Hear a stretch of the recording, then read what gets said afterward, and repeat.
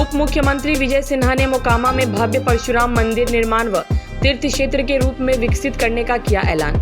7 दिवसीय भगवान परशुराम राजकीय महोत्सव में मोकामा पहुंचे उप मुख्यमंत्री विजय सिन्हा ने परशुराम मंदिर को भव्य मंदिर के रूप में विकसित करने और मोकामा में धार्मिक पर्यटन स्थल के रूप में चिन्हित कर इस क्षेत्र को विकसित करने का ऐलान किया। देर शाम मोकामा पहुंचकर उप मुख्यमंत्री विजय कुमार सिन्हा ने भगवान परशुराम की पूजा अर्चना की और इस दौरान चल रहे भव्य आरती में भी भाग लिया। तत्पश्चात मंच पर जाकर लोगों के बीच उक्त आशय का ऐलान किया। उन्होंने यह भी कहा कि आगे आने वाले वर्षों में अब परशुराम महोत्सव को धन की कोई कमी नहीं होगी। जो भी धन लगेगा राजकीय कोष से खर्च किया जाएगा। अभी इस वर्ष 7 लाख रुपए खर्च किए गए हैं जो सरकार ने वहन किए हैं।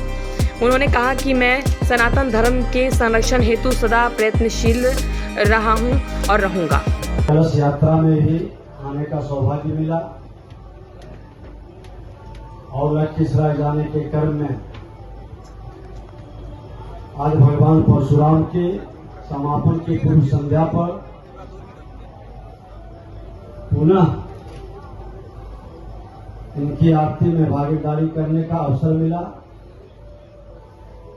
मंच पर बैठे हमारे बीच भारतीय जनता पार्टी के जिला अध्यक्ष और मोकामा के प्रत्याशी ललन जी, नरेश बाबू, ट्रस्ट समिति के अध्यक्ष, सचिव, सभी प्रमुख लोग, मंचासी, भगवान परशुराम महोत्सव अनुमंडलाधिकारी, बार ठीक है कि इस बार जो भूमि राजस्व विभाग से आता था मेला के लिए, उसके अलावे कला संस्कृति विभाग से परशुराम महोत्सव का हमने घोषणा किया था 2 लाख रुपया पहले, और आज जिलाधिकारी का पत्र भी जो अनुमंडलाधिकारी और हमने इनको भेजा है कि 5 लाख रुपया और 7 लाख रुपया इस महोत्सव के लिए दिया गया है। और ये भव्य ढंग से हो क्योंकि भगवान परशुराम महोत्सव प्रतिभा, परिश्रम, पराक्रम की धरती को हम नमन करते हैं। और यह आयोजन केवल जातीय गौरव का गुणगान नहीं है, यह उस तप की ताकत उत्सव है जिसका संस्कार वैदिक संस्कृति के रूप में दुनिया में प्रतिष्ठित हुआ है। यह उस वृत्ति का उपासना है जिसमें अहंकार के त्याग और मानवता के परिपालन की प्रवृत्ति की समाहित है। यह उस वीरता की पूजा है जिसमें आत्मसम्मान, राष्ट्र प्रेम, न्याय और सर्व मंगल के लिए अडिग रहने की प्रेरणा समाहित है। और आज इसकी जरूरत है कि यह धरती पर भगवान परशुराम जो चारों युग में विराजमान चिरंजीवी है, जो सतयुग त्रेता के संधि काल से लेकर हर युग में अपने रूप के अवतार को जिन्होंने गौरवान्वित किया है, आज उस महान शक्ति का आराधना का, प्रार्थना का सौभाग्य हम सबको मिला है।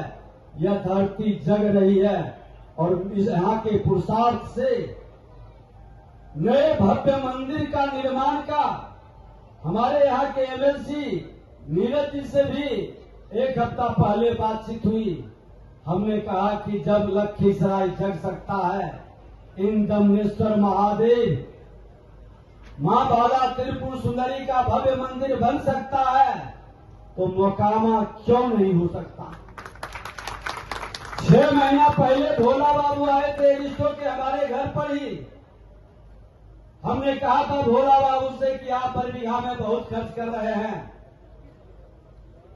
भगवान परशुराम किसी जाति के सूचक नहीं है। भगवान परशुराम प्रकृति के पूजक है और प्रकृति का सच्चा पुजारी जो कृषक कार्य से जुड़ा है, उसके आराध्य है। वो आराध्य को सजाने का आपकी भी जिम्मेवारी है। और उन्होंने उस समय कहा था कि हम भी भागीदारी करेंगे। और सबसे बड़ी भागीदारी इस धरती पर जन्म लेने वाले हर व्यक्ति का है। सबको लगे कि हमारी भागीदारी प्रत्यक्ष अप्रत्यक्ष कम ज्यादा सबका हो। एक नए भव्य मंदिर का स्वरूप आनी चाहिए। लोग जब गुजरे यहां से तो उनके मन मस्तिष्क में ये भाव जगे कि हम भगवान परशुराम का दर्शन जरूर करेंगे।